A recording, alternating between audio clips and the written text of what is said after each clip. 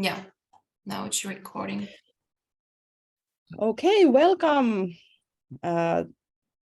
today for this Learning Technology Accelerator webinar, first time in 2 years' time. This was such a short notice, but we decided that we are going to take this opportunity anyways and make a recording today. Because this webinar is directed to schools and teachers in specific, and I know that a lot of teachers right now are probably teaching, so maybe you are watching this as a recording later on. But since we have some exciting news to share with you guys, I think it's still worth to do this webinar. My name is Kati Clemens, and I was the former coordinator of Learning Technology Accelerator project and network, which does innovative learning technology procurement for schools in Europe. So this very relevant topic still nowadays is good also to disseminate this information that I can tell you about today. If you guys can tell me where are you from, maybe because there is so little of us we can say, or you can write to the chat box. So I have some idea, and maybe are you a teacher or project contact or headmaster, or who are you guys? We have some project partners from learning from the Extremes project here present as well, Theodora and Nikos, but who I hope that there are also some people listening in who might be interested in applying for our money. So, all right, great. So Cyprus was a good shot. Okay, I'm going to share my screen so you guys can see my small presentation. Can you see it now? Yes. Yes. I am joined here today by my colleague Maria Korhonen, who's working in University of Jyväskylä, Finland, with me, and we are happy to present for you Learning from the Extremes Rural Schools Innovation Roadmap project and opportunity for schools to apply for some money. I think that I will make my presentation, but if you have any questions, you can all the time ask in the chat box, and Maria will also tell me if there is something happening in the chat box. So we will then tackle these questions as well, or you can just speak up and ask a question anytime. That's also possible. Okay, so Learning from the Extremes is a project that I'm going to cover in our agenda a little bit. I'm also going to talk a little about highly equipped classroom and connected classroom model, and also how to apply for this maximum 20,000 euro funding for schools, which you can use for technology or some other ways to take some digital steps forwards in your school.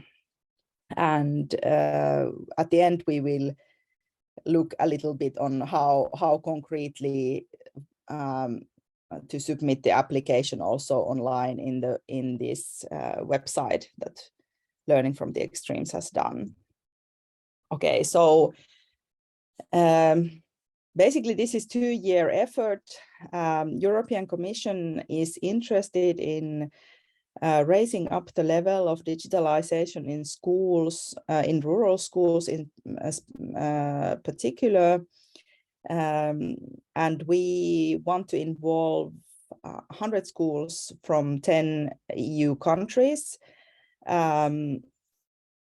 This is a sort of pilot project. So there has been some implications that possibly if this goes well, there can be more projects like this in the future, hopefully also for other countries.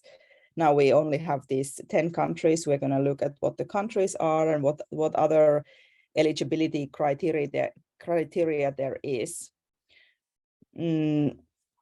The goal is to improve the digitalization, like I said, and the digital cap that possibly exists, for example, around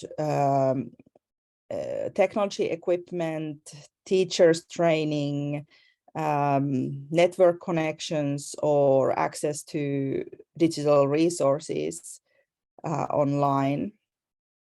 And this call for this money or application for money is now closing next week, and that's why we are urgently here trying to help you make some applications.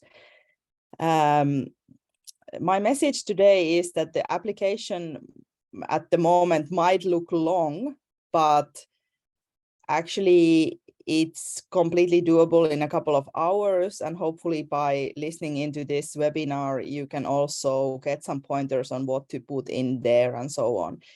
We urge you to apply because I think that there is going to be a very high chance that you can get the funding. So take this time now because it's not going to be available after September. So this would be a good time for you to try to get some equipment that you are still missing, or improve your network connections, or whatever you need for your classrooms. And you don't have to apply for the full 20,000 if you have a very specific need that, okay, we just want these 3 smart boards for these classrooms, and that's enough, then you just apply for that money. So you don't have to go for the maximum amount. It's up to you how much, but maximum you can apply for 20,000. Okay, so the eligible countries, as you see in here, are Greece, Portugal, Cyprus, Croatia, Ireland, Finland, Bulgaria, Romania, Italy, and Spain.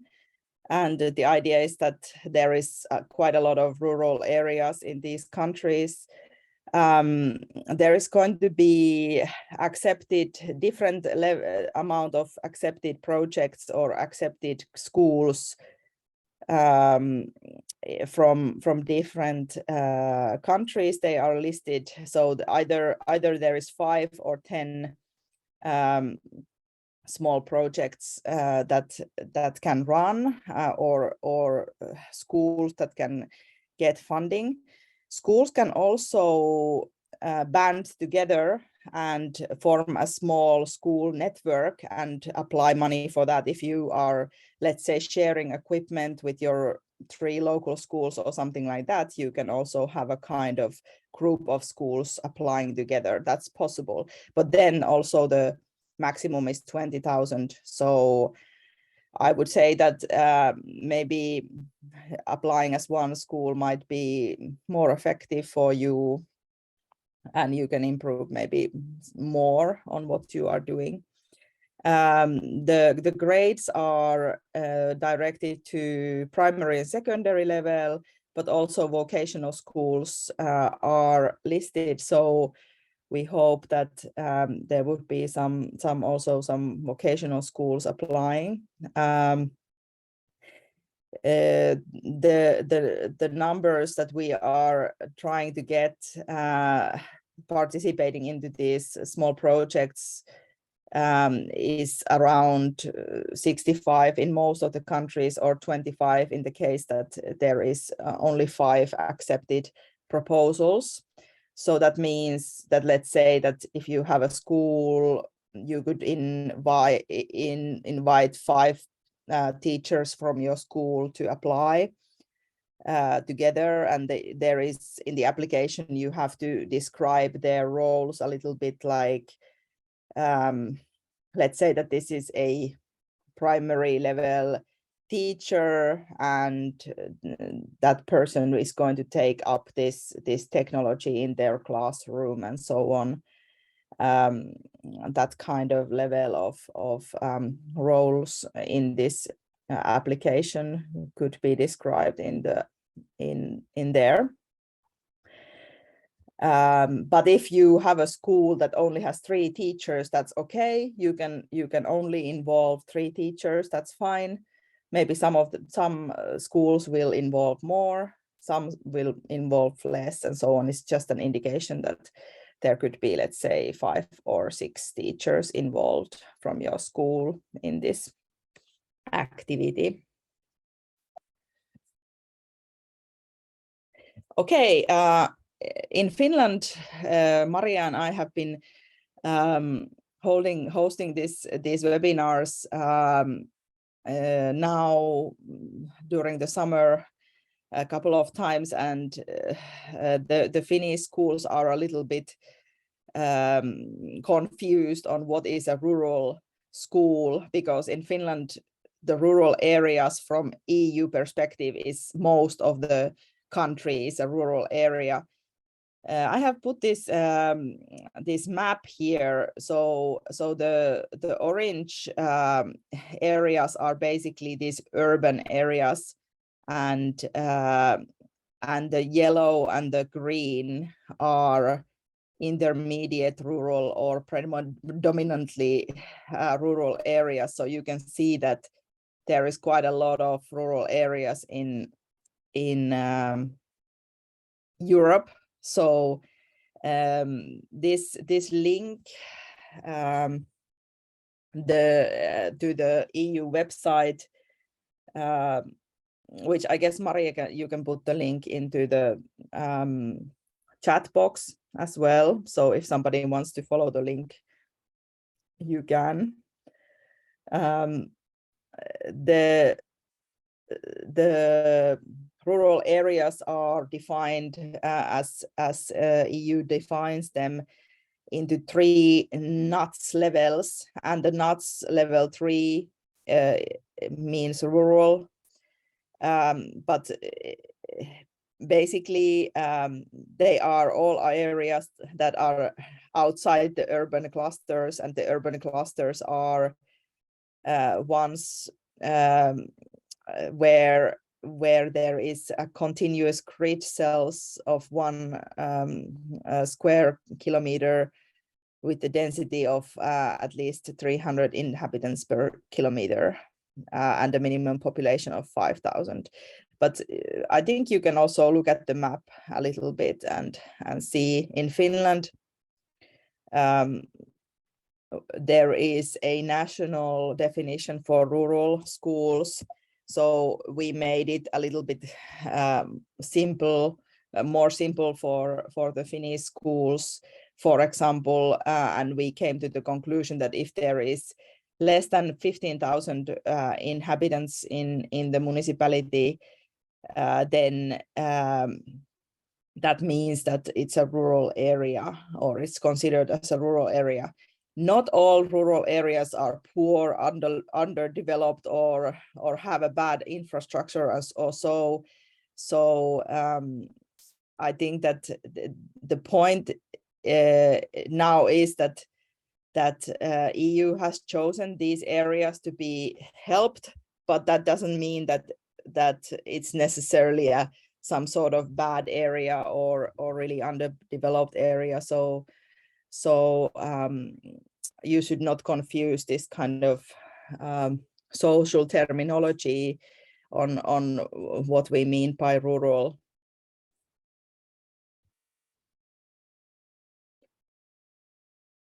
So how can you get funding?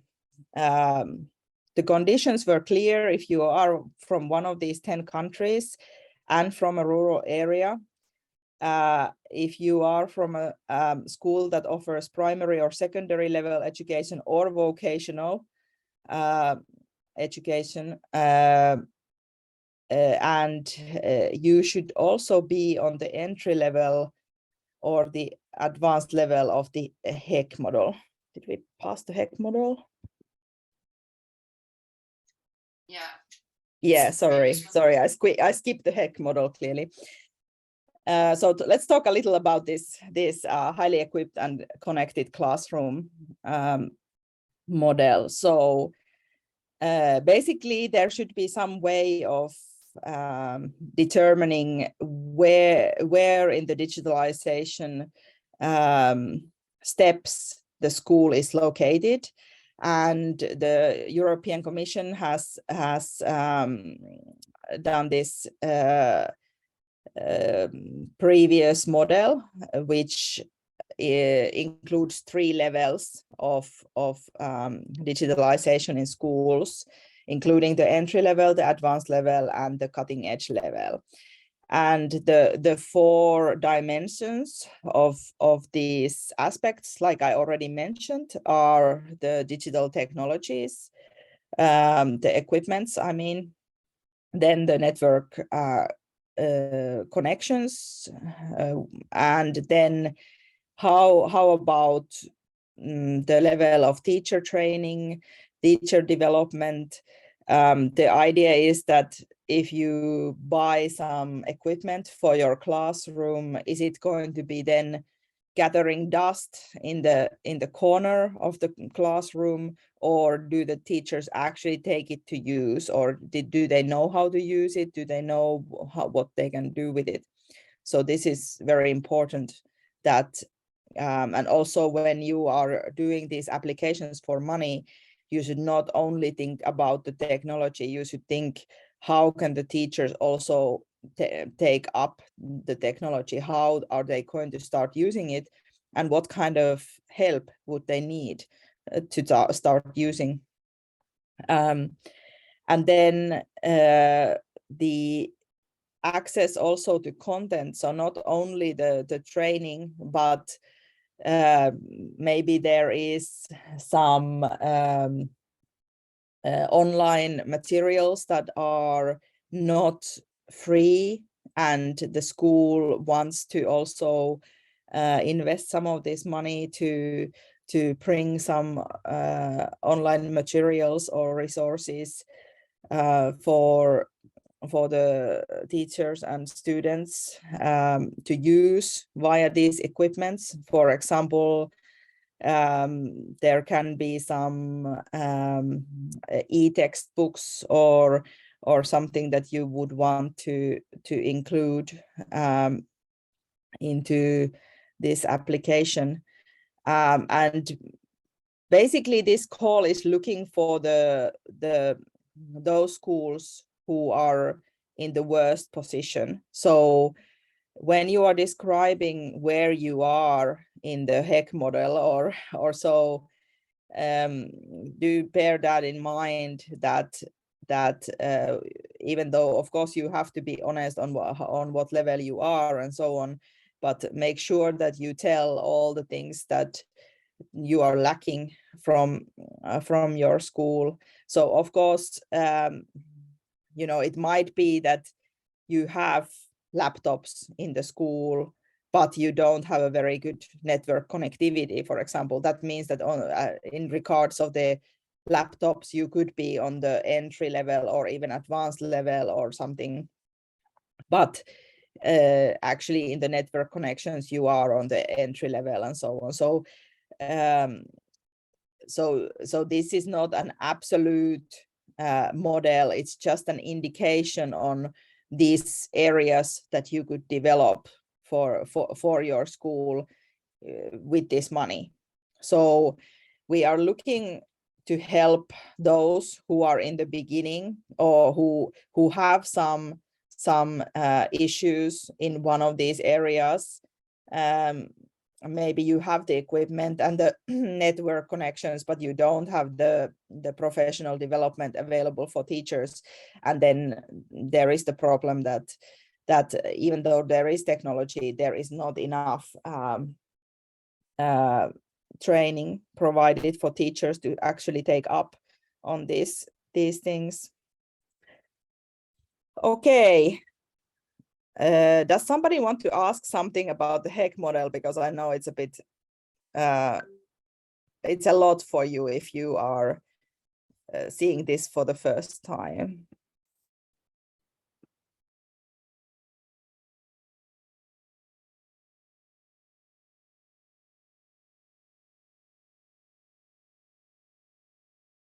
Okay, if not, then we move on. So the conditions for filling and returning the application is that you have to submit by Friday next week. So you have 1 week now to work on your application. I think it is enough for this, and anyways, let's face it, if you got this information earlier, you would still have probably submitted at the last week, right? so because I know teachers have so much to do and so on. And these then in October, we are going to evaluate all these applications, and these projects are going to then start from the beginning of November for one year time. Basically, the funding, or 80% of the funding, is going to be paid for the schools that are accepted within 1 month from the acceptance, and then you can get the last 20% after you have submitted the interim report 6 months from that. The idea is that you have to buy equipment, so you need most of the money up front so that you can use it, and then you get the rest once you have actually reported that it is working and there is also some positive change happening. The idea is also that there is going to be some research collaboration. Possibly your teachers will be interviewed, or you can collect some data from the students also. And there is going to be an international summer school in Athens during the summer, which you could think about also sending 1 or 2 teachers from each project to connect also with internationally and get some teacher development regarding the digitalization of schools, to see what are the other schools doing around Europe. There will be also a possibility to attend this online, but this is something that you could also allocate money in your budget. For example, 1,000 or 2,000 euros, or depending if you are located in Cyprus and you're going to Athens, maybe your flights are a little bit cheaper than from Finland. So you can estimate some travel expenses also for your application if you want. You don't necessarily have to do that. You could think about being present online or so.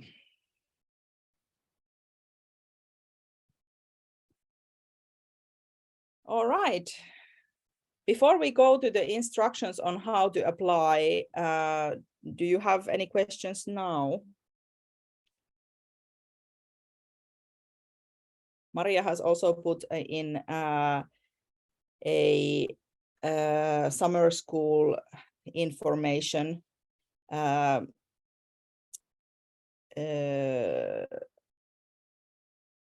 which you can get to via this link.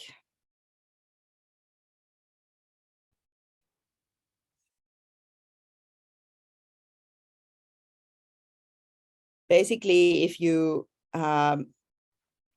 go online, there is a program already available to see when it is and what kind of training there is available. You can also apply Erasmus Plus money that is not linked to this project, but there is this KA1 activity possibility, which is for mobility of teachers, which you could apply, and we could help you to apply later on. But I think that there is still some more time for that to be applied. If you are interested in that, you can also contact us and get that as a separate money if you want to spend your 20,000 or your plan to spend 20,000 in another way. So participating in the research collaboration, I meant that, let's say that you send somebody into the summer school, for example. That means that somebody from us would interview the teachers about their experiences, for example, or that if they don't go there, we could collect some data also on what was the effect of your purchases and so on.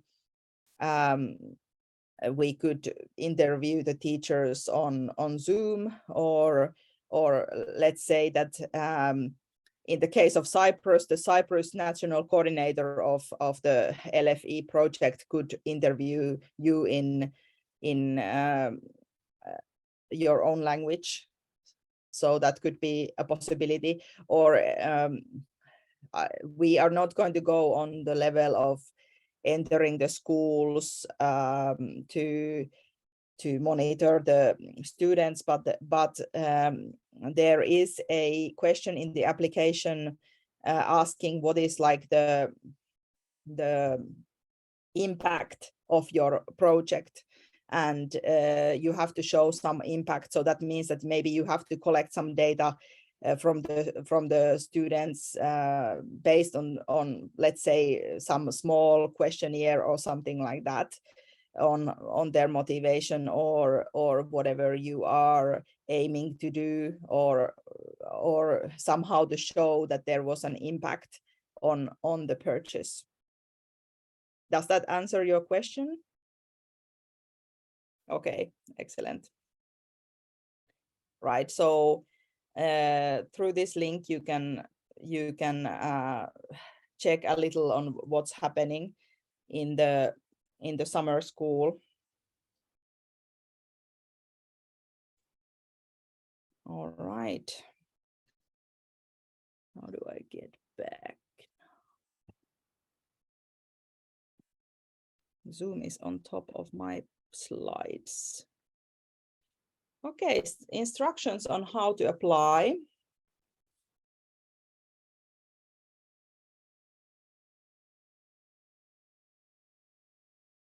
Right, so this is now directly from the application on what does it look like and so on. So please do ask if anything is not clear for you, but this kind of things the application basically asks you. So it asks you the name of the school, website, blah, blah, blah. Then the region and the NUTS classification, which I just talked to you about. So the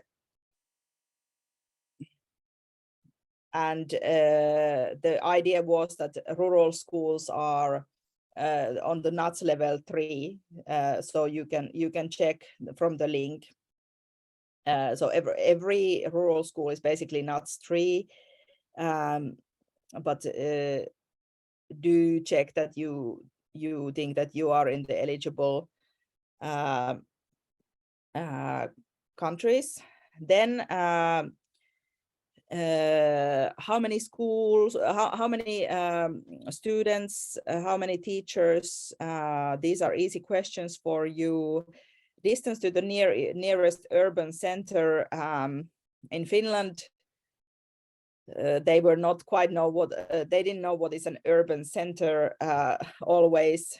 So let's say that it's a bigger city or so, but you can look at the urban map, for example, and check from that if let's say that in Finland, the urban centers, there is not many of them. So there is like, I don't know, I think that there was like maximum 5 cities that are considered as urban centers and so on.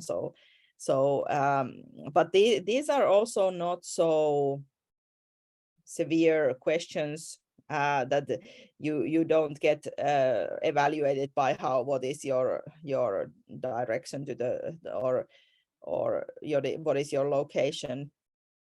It's just to describe the situation of where you are.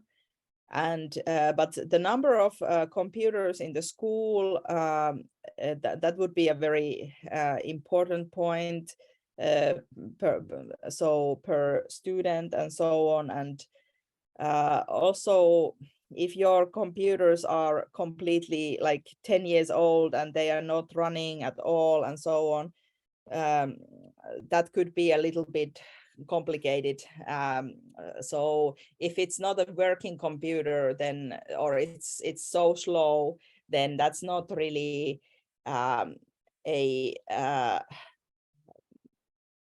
it's not really something that you should say here, or you can explain in the vision on the kind of level of the computers later on if your idea is to update computers. We also got the question that is an iPad a computer? And we came to the conclusion that iPad is not a computer, it is a tablet.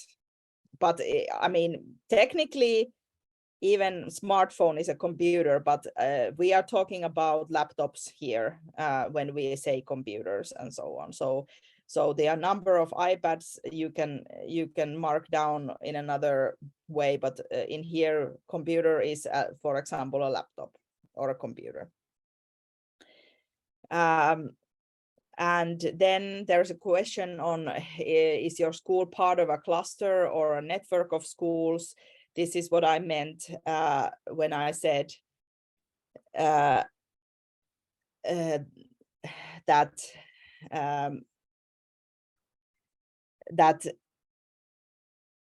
the school can apply as a part of a cluster, but each of the school, if you apply, let's say 3 schools within a cluster, then each of the schools have to make their own form, but you can share the vision document then. We go to the vision very shortly. There is a question of whether the school has carried out a selfie assessment. If you don't know what the selfie assessment is at this point, just say no and move on, because you don't really necessarily have the time to do that. Selfie is a self-assessment tool for schools to evaluate on what level of digitalization they have. And it is free online and it's done by the European Commission. You can do that. But the thing is that right now I would put my energy into submitting this application rather than to do the selfie assessment. There is going to be more of this kind of level assessment at the beginning of your projects, or you will assess more specifically at that point. So I think that at this point, I would not use energy to do that because the time is short. And there is a question also if there's any other self-reflection tools to assess the impact of projects and activities. Are there something that you are already using? Maybe there is something national or so. Maria has put a link to the selfie if you're interested in that.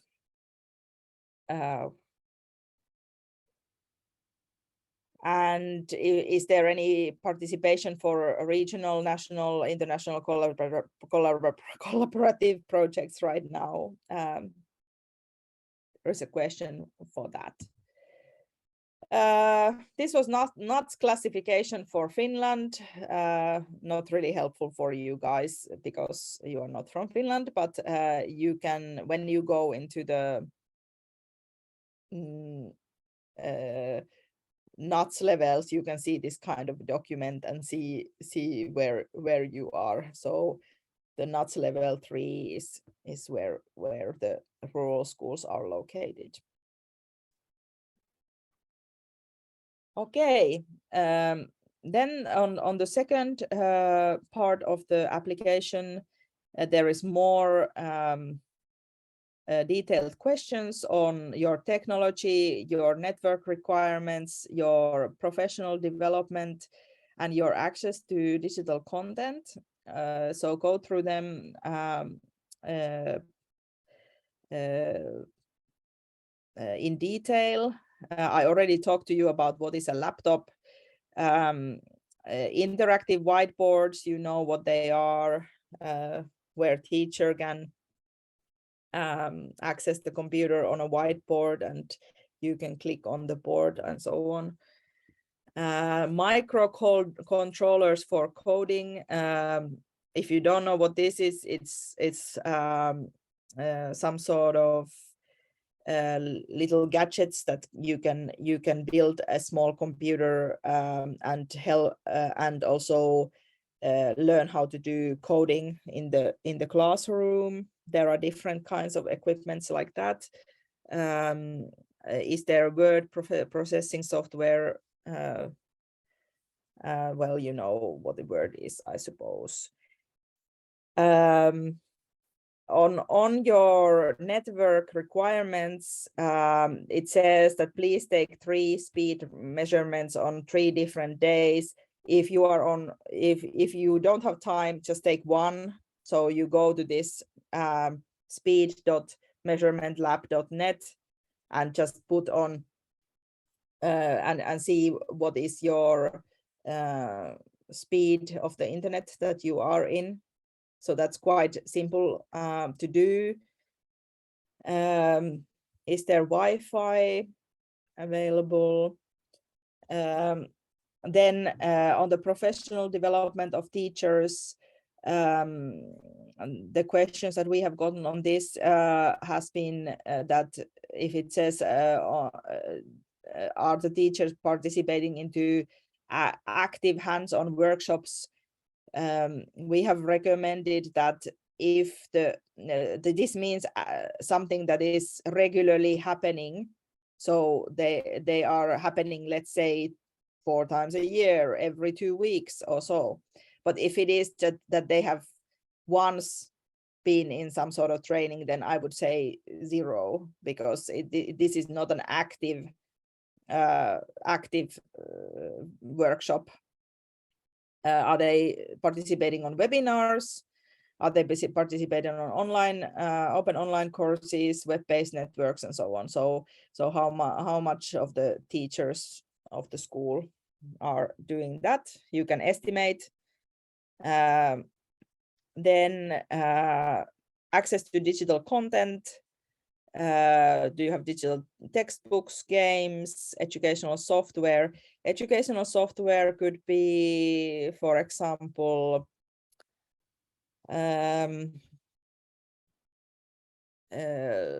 some sort of learning environment. Nowadays, learning environment could be anything like Teams or something like even Google Classroom and so on. so these could be educational software. Usually it's like a platform where the teaching can happen, or the students can share their resources. Most of the schools, I suppose, nowadays have some sort of access to educational software because of the COVID, when they had to go online and teach online and so on. So and you can say what are the most popular programs that are used there. Then the third part is the beef of this application. So you should describe what you want to do with the money, basically. So this is now in the Word document. Firstly, the whole application is in a Word document. So you should limit yourself into maximum 8 pages for this section. Proposals that are longer, unfortunately, are not eligible. So make sure that you are not longer than 8 pages. There is a font size, which should be Calibri 12 used. You can include pictures if you want, or add references to your previous work or websites or so. But basically, you should now describe what kind of problems you have got. So what kind of pedagogical and technical challenges you have, and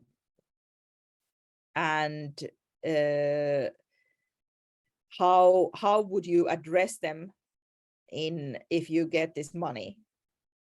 Then there should be some sort of idea on how is it different from your pedagogical situation right now in the schools. So what kind of innovative aspects there might be.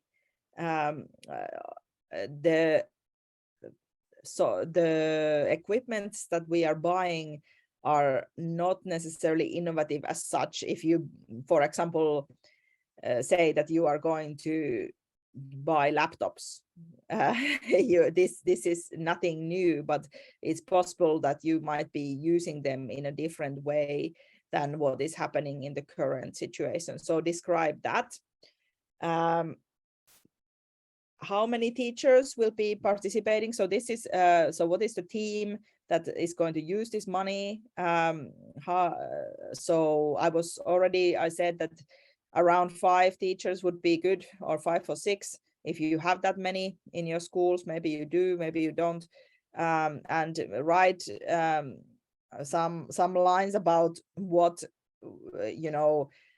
okay, this is a mathematics teacher on the secondary level with 3-year experience, for example, and or has no experience of laptops before, or has some experience with this educational software and can be advising the other teachers. So this could be a kind of advisory role that they take. Are they only going to be using these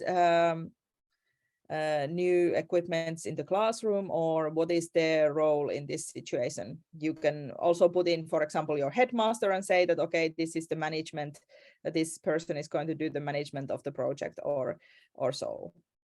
So please describe a little bit on who is going to be in this small project from your school. Then what do you intend to do, and how do you measure it? So you could, for example, have a kind of starting point of asking the students their motivation on how the lessons are going and so on, and then asking afterwards. The student motivation could be one possible thing to measure, or measure their learning outcomes. That could be another measurement. But this KPI, or key performance indicator, is something that you should think about on what what could you measure, or how could you measure that there is any difference? If you are buying network, it's easy to measure because you can see that, okay, the network connection has gotten faster. So you can just make the same test again. So that would be then your performance indicator would be that the speed of the internet rises. Okay, so in here you describe that. What are the risks? A risk could be, for example, that the teachers just don't have the time to participate in the project and they don't use the equipment, or that you are trying to buy some equipment that never arrives, or something like that. So make some sort of risk analysis on a kind of basic level. What could be a risk for this project, and how could you overcome that risk? So, for example, how to overcome the risk of teachers not being engaged with this project would be that, okay, you hold a regulatory meeting once a month to see how the equipment are being used, for example. That could be a way to overcome this risk. How will the local community be involved? So the idea is also that if you can somehow benefit not only your school, but those around you, that could be a benefit for you. The idea is for the rural schools to become hubs where also maybe there is some equipment that you buy for coding, and there is some clubs for schools later on in the afternoons that could use the same equipment.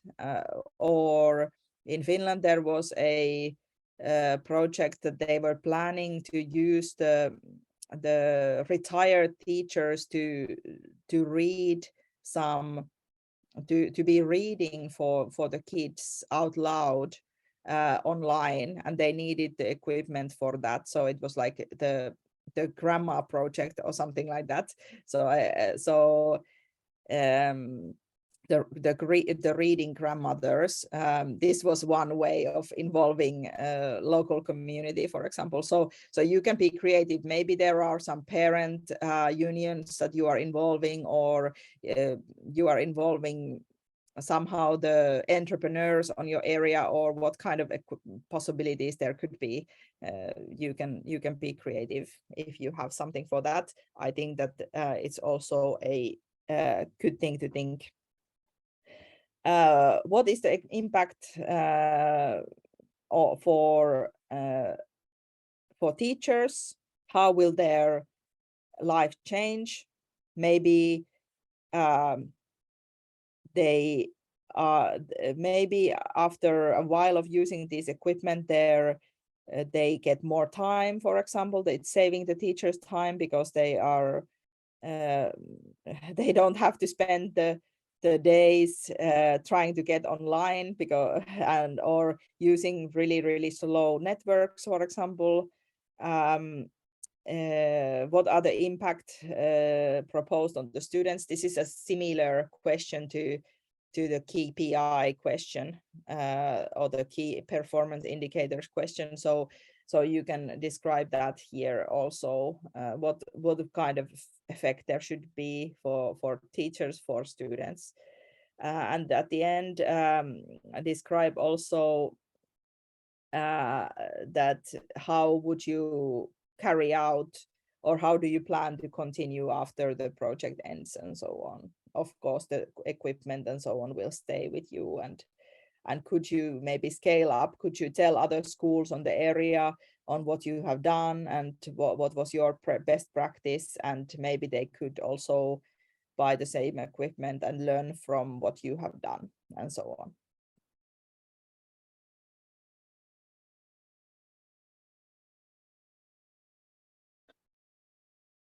Okay, Then the budget. At this point, you can only make some sort of estimation on what they might cost. You can say, for example, okay, we buy 10 laptops, unit cost this many, and how much is the total cost? What kind of services, for example, maybe training, broadband access, IT support, what would you buy? And also you can include the travel costs for these training events, for example, the one in the summer school in the next summer in Athens, or training that is happening in your own countries.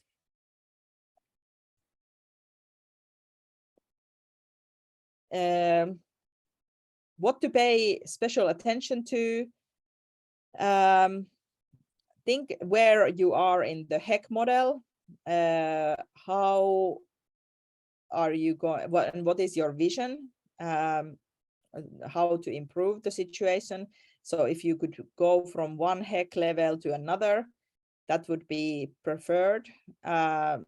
Your team capacity, also a cost effectiveness a little bit on what is the impact with the kind of money that you are spending. And what is the potential transferability? I just talked about this. So how could other schools maybe learn from your experience? For example, is it a sustainable solution? Also, this we live in the age where that is also something to bear in mind. And what is your potential to scale up, so make other schools learn, or maybe other schools can use some of the equipment at some point or so, or the community around you can use it, or whatever you come up with. Concretely, how do you submit the application? So first you check that your application, all the fields are in, and the test is also according to the font and font size, and the part number 3 is not more than 8 pages long. Then you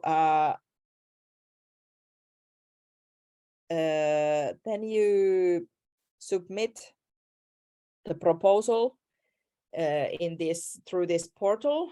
I'm going to show you where, because the portal is only in English. You can write also in your own language. We recommended the Finns that they could use English, but at this point, if it is faster for you, write in your own language. There is also, these forms are available also in your own language. There is a guide on how to apply in these languages available. And if you have any problems, you can also contact the Learning from the Extremes. The English application you can get online here. You can contact us if you want the application in some other language. I guess they are not. Are they on the website somewhere? Nikos can maybe answer to that on the chat. Kathy? Yeah. We forwarded the application in Greek as far as Cyprus and Greece concerned. Yeah. But we recommend to fill in the form which is located on the site, this one, which they can download, and they of course can fill it in Greek if they prefer. Yeah. So we have the obligation to make the necessary translations afterwards. Yes. Okay. yeah, you can, this is an interactive PDF. So if you go to the website, you can write on the PDF and then you can save it afterwards. Here. Okay.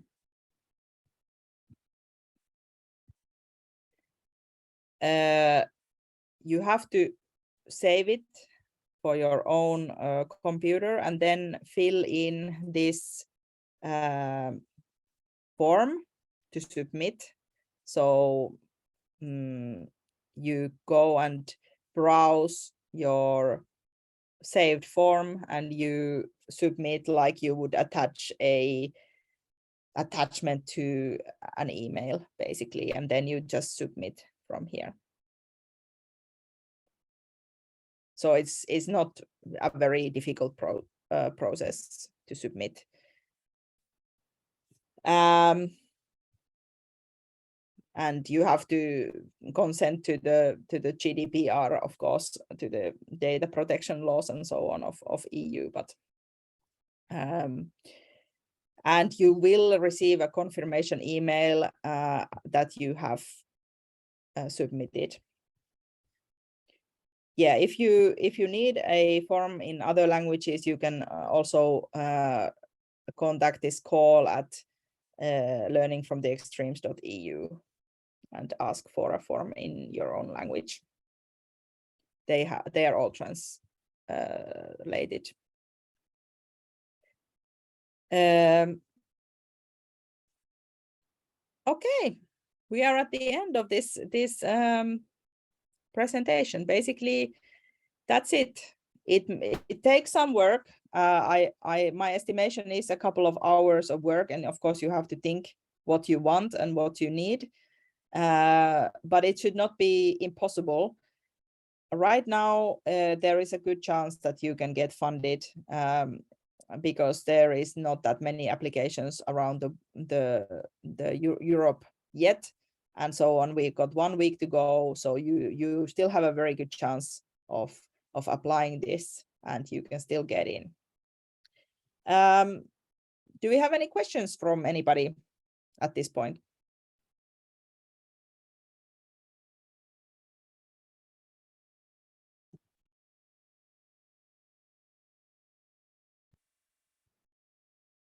Are you thinking about applying? Does it seem too difficult?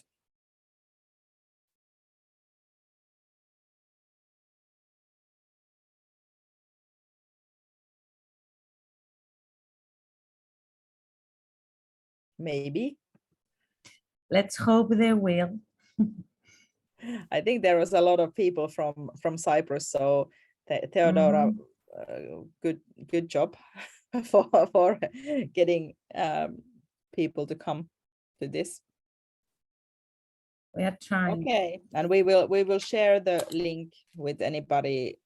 We will share this recording with anybody who wasn't here today, and hopefully this will be helpful for somebody. Okay, excellent. Thank you, Kari. If you are from Cyprus and you need help, you can also contact Theodora. I think that she can help you in your own language.